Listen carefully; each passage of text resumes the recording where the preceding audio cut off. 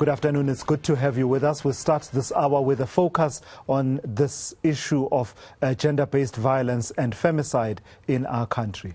35-year-old municipal worker Namhla Mtwa was found murdered at her Mthatha home in April.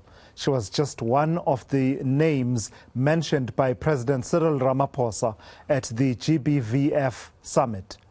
What the president didn't mention, though, is that despite a 200,000 rand reward for information, there has been little development on her case. eNCA's Ronald Masinda has been following up on this and joins us now for an update. And Ronald, I imagine that multiple communities and organizations have been keeping an eye on this case, on the murder of Namhla Mtwa, and many, including the community, would be disappointed that there's been little progress.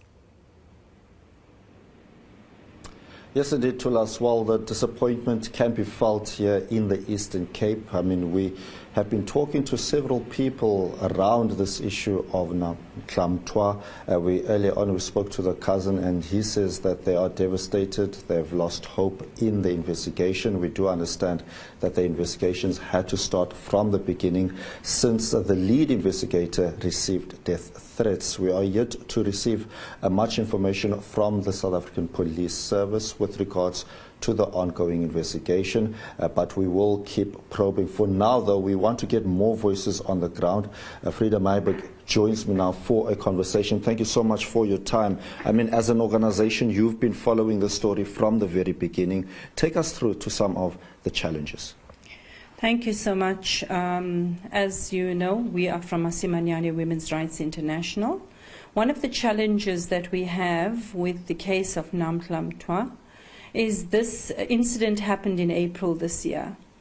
We were advised as the general public that there was someone appointed in May to investigate. Now, in terms of chain of evidence, there is a lot that can be lost with time.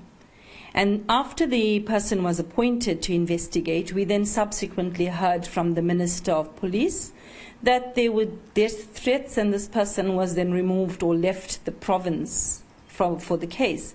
Now, the challenge with that is there are 4 months that have now subsequently passed, and there is now a new team that has been appointed to investigate. One thing we have, the challenge, justice delayed is justice denied.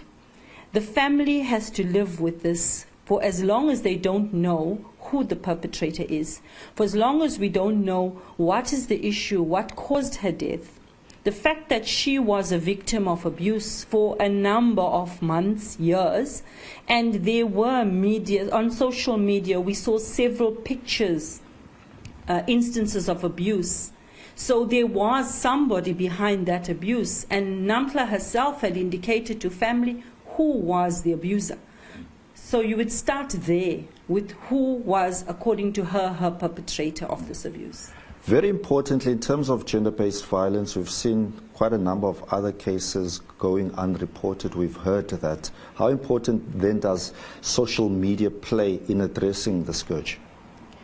For us, social media actually highlights, and when these go viral, when the cases become viral, it actually goes to the top of the agenda. And we find that police are then reactionary. They start to investigate the cases. And the danger in that is there are so many unreported cases. We do understand the importance of social media, but every single case of GBV needs to be recorded by police. One of our serious challenges with SAPS is that they work on a crime reduction focus. And so when women go to report cases of GBV at police stations, they do not necessarily take down these cases as serious. Sometimes women are asked to go back home and try to negotiate and get a family member to negotiate. And then it becomes too late. The other challenge that we have also picked up with our community influencers that are working in some of our communities, raising awareness on GBV, is police stations, the gates are closed by 6 o'clock at night. Now, if a woman goes to report these cases, who is there to receive the case? And when you look at the statistics, and there was a huge outcry at the GBV summit on day one yesterday, when the crime stats from April to June were being released, there was an uproar in the audience. We were watching this because not all of us can be at the summit, but you could hear women's anger, the anger that was coming because a number of these cases go unreported.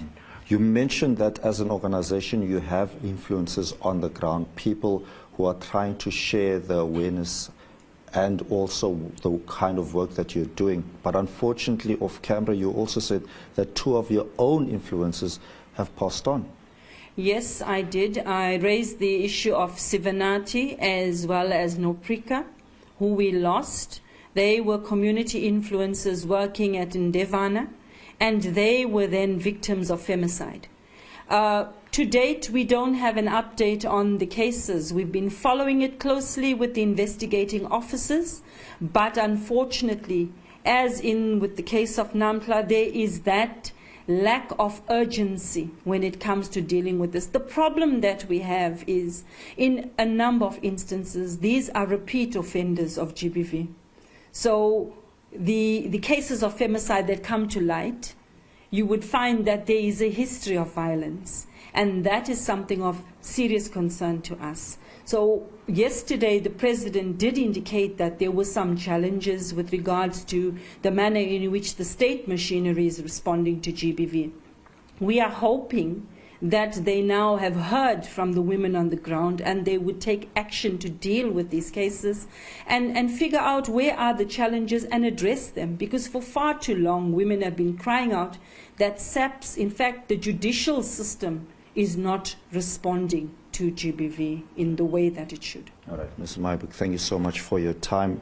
Those were the views there, Tulas. And the other thing that we sort of spoke about off camera, there was also another summit here, the provincial summit, where issues like the ones that we just mentioned were also tabled, and there seems to be no end in sight to issues of gender-based violence and femicide in the province. This is a province that has among the highest rates in terms of gender-based violence and sexual offences. So there's lots of cause for concern, not only with the Namhla Mtwa case, but also many others and others that are unreported here in the province.